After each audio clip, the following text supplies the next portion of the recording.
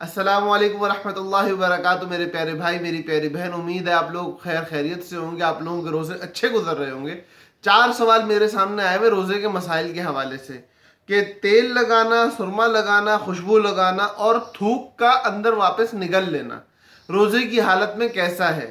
تو ان چاروں مسائل کو بڑی اچھی طریقے سے سمجھ لیجئے گا، لیکن پہلے چینل کو سبسکرائب کر لیں تاکہ آئندہ آنے والے پیغامات بھی آپ کو ملتے رہیں۔ دیکھو، روزے کی حالت میں تیل لگانے سے نا یہ اوپر کی جو کھال ہے ہمارے سر کی، اس کو تقویت ملتی ہے۔ اسی طرح جو سرما ہماری دوسری چیز ہے، اس سے آنکھوں کو تقویت مل رہی ہے۔ تیسری چیز ہماری خوشبو ہے، تو خوشبو لگانے سے ہمارے دماغ اور دل دونوں کو تقویت ملتی ہے۔ اور چوتھی چیز جو ہے وہ تھوک کا نگل لینا ہے، اور اس سے گمان یہ ہوتا ہے کہ یہ معدے کی طرف واپس جا رہا ہے۔ تو یہ چاروں چیزیں ایسی ہیں کہ جن سے ایک عام پرسپیکٹو یہ بنا ہوا ہے، ایک عام لوگوں کا سوچنے کا نظریہ یہ بنا ہوا ہے کہ روزہ مکروہ ہونا چاہیے۔ لیکن مسئلہ سمجھ لیں کہ جب تک کوئی ایسی چیز نہ ہو جو آپ کو روزہ توڑنے کے قریب کرنے والی ہو، جس کی وجہ سے آپ کا روزہ ٹوٹ سکتا ہے، ایسی چیز جب تک آپ کے روزے کے ساتھ حائل نہ ہو، ایسی کوئی چیز نہ ملے، تب تک آپ کا روزہ مکروہ نہیں ہوتا۔ جہاں روزہ توڑنے کا خطرہ پیدا کرنے والی چیز روزے میں آ کے ملے گی تو وہ آپ کے روزے کو مکروہ کرے گی۔ سر پہ تیل لگانے سے قوت مل رہی ہے آپ کی کھال کو، لیکن کوئی منفذ، کوئی راستہ، کوئی ایسی چیز نہیں ہے جو اس تیل کو دماغ تک پہنچا دے۔ خوشبو سے آپ کے دل کو، آپ کے دماغ کو قوت مل رہی ہے، لیکن وہ احساس کے ذریعے مل رہی ہے، وہ مادے کے ذریعے نہیں مل رہی۔ تیسری چیز جو ہے وہ ہے آپ کی کیا؟ سرما۔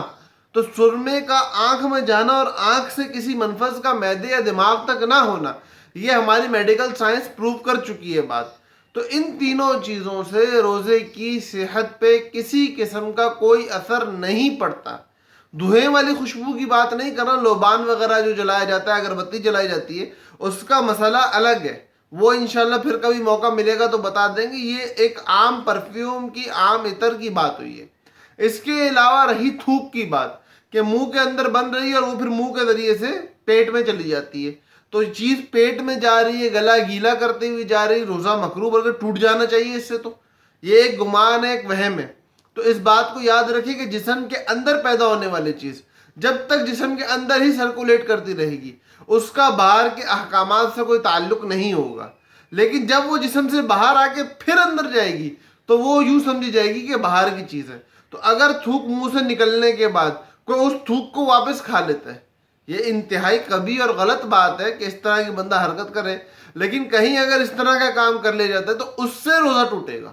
لیکن اگر منہ کے اندر ہی تھوک بنی اور اندر ہی کے اندر وہ نگل لی گئی تو اس سے روزے کی صحت پہ آپ کے کوئی اثر نہیں پڑے گا، اور انشاءاللہ آپ کو روزے کا پورا اجر ملے گا۔ آپ اس سے بالکل بے فکر رہیں، اور اسی طرح روزے کے مسائل کو سیکھتے رہیں، سمجھتے رہیں۔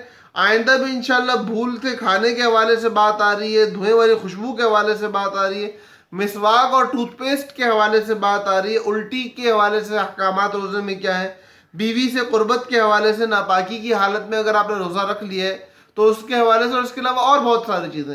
یہ چیزیں تو انشاءاللہ آپ کو جلد مل جائیں گی۔ ان کے علاوہ اور چیزوں پہ بھی کام شروع کرنے کا ارادہ ہے، سوالات آ رہے ہیں مستقل۔ تو چینل کے ساتھ جڑے رہیں، باتوں کو سنتے رہیں، بات سمجھ میں اچھی لگے اور ساتھیوں کے ساتھ شیئر کریں، اور چینل کی پر آنے والی ویڈیوز کو لائک اور چینل کو سبسکرائب ضرور کر لیں۔ اور آپ کو کچھ پوچھنا ہو نا تو اس کو کمنٹ میں ضرور آگے پوچھ لیں۔ اللہ پاک ہم سب کا حامی و ناصر ہو، اور ہم سب کو سیکھ کے دین پر عمل کرنے والا بنائے۔